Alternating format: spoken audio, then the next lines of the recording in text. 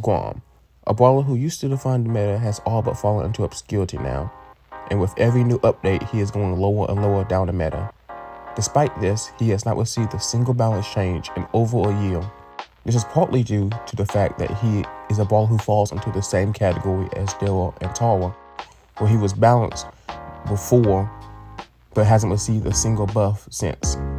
For anyone used to my regular videos, I'm pretty sure you have already noticed that I'm not using the AI voice for this one.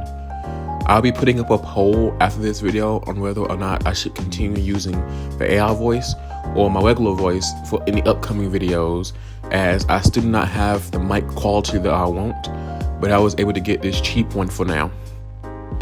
Going back to the topic of the video, I wanted to say that there is a decent group of brawlers that were above average before the introduction of hyperchargers and the damage creep in the game.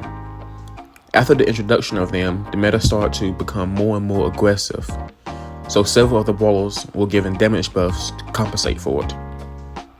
This led to a lot of the average brawlers rising to the same power as the former best, alongside the newest brawlers in the game. This left all the brawlers who did not receive any form of meaningful buff left at the bottom of the tier list. And with the most recent balance changes providing buffs to both Barley and Willow, we see that Grom is the only thrower that has not received any form of change in the past year. So to remedy this, in this video, I will be providing my concepts on how Grom can be added back to the meta in a non-toxic way, as whenever a thrower has been meta in any previous state of the game, it has been very unhealthy for both the high end and low end of play. Let's look at where Grom's shortcomings are and how we can buff him up without completely eliminating the counterplay to him. Some might say that all he needs to be good again is a hypercharge, as that is what helped his fellow thrower Tick stay in the meta when he was beginning to fall off. But the thing is, even without the hypercharges, Grom's base stats in general are way worse than any other thrower. These lowered stats are for a number of reasons. The first one is his base mechanics. Just like Surge and his fellow thrower Tick, Grom has mechanics that are very hard for newer players to go up against. This is because the average player will not take time out of their day to learn how to dodge a single brawler's attack pattern, which allows him to run over those who are newer to the game or not as versed in facing him. This is also why previously a majority of his balance changes have been based around his attack speed and his attack damage. When he released in December of 2021, he had almost no counterplay, as his bombs would have no delay up close, and despite numerous damage nerfs and a range nerf to his super, he would not fall off the meta until they nerfed his projectile speed to always have a delay in March of 2022. This completely killed him, and despite a damage buff that made him deal more damage than he did on his release date, he was still rarely seen. But then a full year after his release in December of 2022, he would go on to receive yet another damage buff paired with a projectile speed buff. This completely made him broken again, and although it was nowhere near his release state, he dealt immense damage with shots that were in some cases impossible to dodge. And this all resulted in his final chain of nerfs, where his damage would be nerfed to lower than it was before his most recent buff. The buff to his projectile speed was also cut in half so that it would be easier to dodge. And finally, his health will be nerfed by 400 to the 5,600 we have now.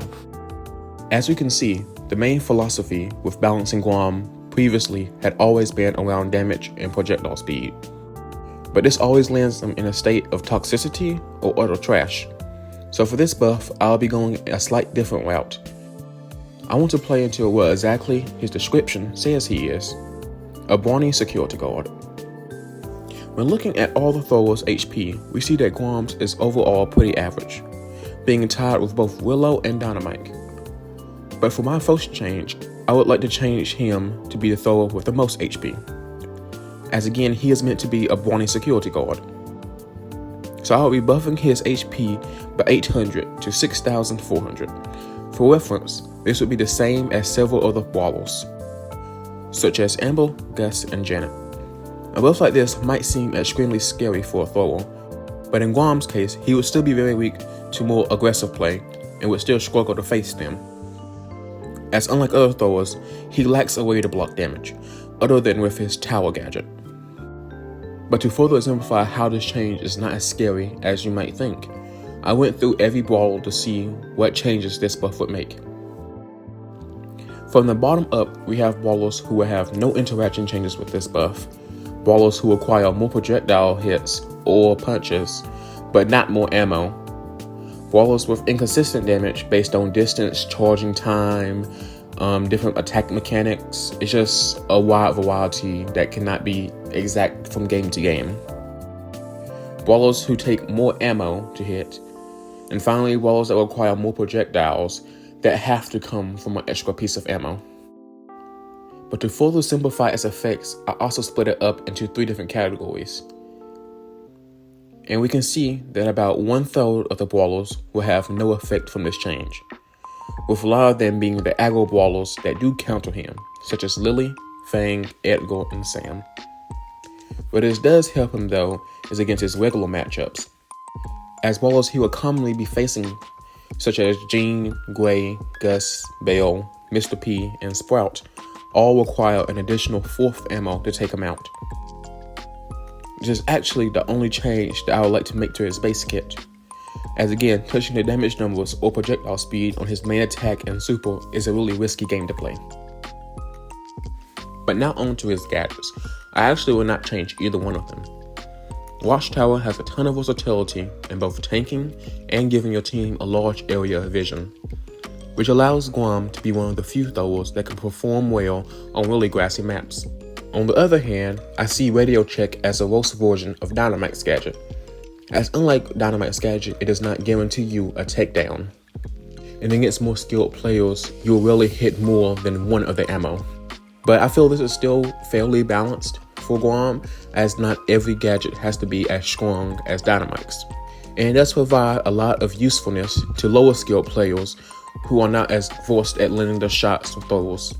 Where I will be making a change will be one of Grom's star powers. It is no secret that Grom has both one of the best and worst star powers in the game. X Factors gives one of the biggest damage boosts in the entire game, with up to a 30% damage boost.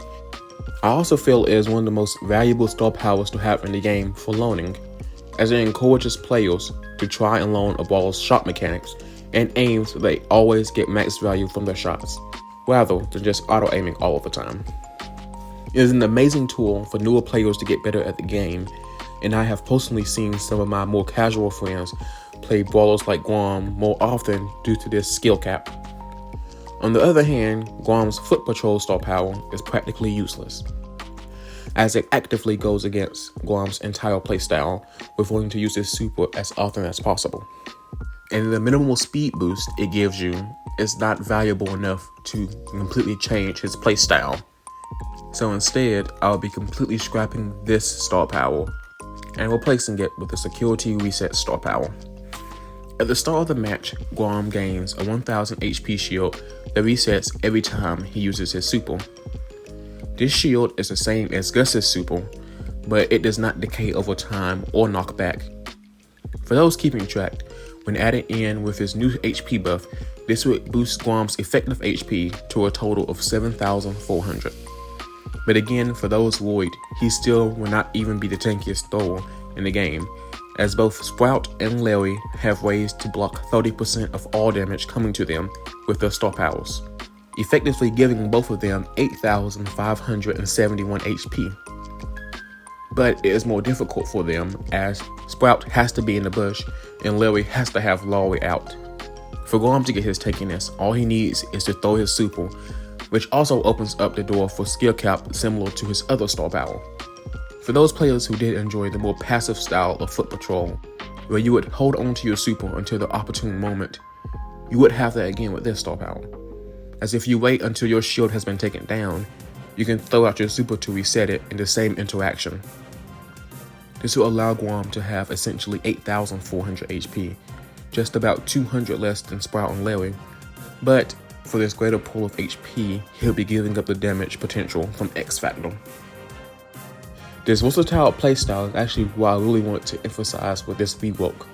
If Grom's base mechanics are too toxic to be a full-on damage dealer thrower, then why not make him one of the more versatile ones like Larry and Willow? But now, moving on from his star powers, I'll be transitioning into the final part of this video, where I'll be discussing my concepts for Grom's Mythic Gear, Hypercharge, and hypothetical best builds. For his Mythic Gear, I came up with the Chained Mythic Gear. Despite being a security guard with multiple chains, we don't see it really incorporated into his gameplay, so I decided to add it in with his Mythic Gear. Opponents hit by Grom's super have their hands chained together. This mutes them and stops them from reloading for 1.5 seconds. This gear is more focused on providing both offensive and defensive utility to Grom. On the offensive side, Grom can throw this alongside a more aggro teammate to allow them to get a takedown easier or to allow pressure to keep going. While on the more defensive side, Grom can use it to temporarily shut down an aggro opponent so that his teammates can get closer and help him out. Moving on to his Hypercharge, I did struggle a bit coming up with an idea for it. The most popular one in the community was already used for his temporary mutation, and I did not want to just simply transfer over an ability he already had. So instead, I decided on the No Escape Hypercharge. Grom's super will no longer stop after hitting one wall and will always go the max distance. Additionally, any brawler hit by Grom's super takes 10% more damage and is revealed for the next 10 seconds. I know I said I would be hesitant with touching the damage numbers on Grom, but having it be linked to the damage after his super seems a bit more balanced to me. As for his Hypercharge buffs, it will be the same as every thrower so far. But now on to what I feel would be Grom's best builds. Honestly, I feel Grom would have dozens of different builds catered to what kind of brawler he is facing, but in general, there would be 4 main ones that stick out to me. First is Grom's beginner-friendly build. With his new star power, even if the player does not have the skill required to continually refresh it mid-combat, just having an HP shield will help newer players survive longer in the game. Also, with Radio Check, they could potentially get a few takedowns against less skilled opponents. But moving on, we would now also have his aggressive build. With this, Grom would be more focused on keeping pressure on the enemy, so that they don't have the chance to counter push and take him down. And with his new Mythic Gear, he also does have a way to boost his teammates' aggressive capabilities, overall promoting a more fast-paced and rushdown oriented game. On to his third build, we have his full-on defensive build. I see this primarily being used against longer ranged opponents, as Grom could play a role very similar to Meg, where he has a great pool of HP with a gadget that could also block damage for him, overall forcing the sniper opponents to have to waste a lot of ammo trying to take you down, while you are also forcing them back into spawn with constant damage. But finally, we will have Grom's team-oriented build. With this build, Grom will be pretty much focused on giving his team as much utility as possible. He would be a very good last pick brawler in cases where his counters aren't in play. But that is about all I have for this video. I know this wasn't a brawler from a poll, but just like the Frank video I did recently, Grom is a brawler that I really just wanted to cover, as he has always had one of my personal favorite designs in the game. Also, thank you guys so much for watching my content. The support has been crazy recently, and I will keep trying to create content similar to this on a more regular basis during the summer. So if you enjoy it, don't forget to like and subscribe for more in the future. Thank you for watching.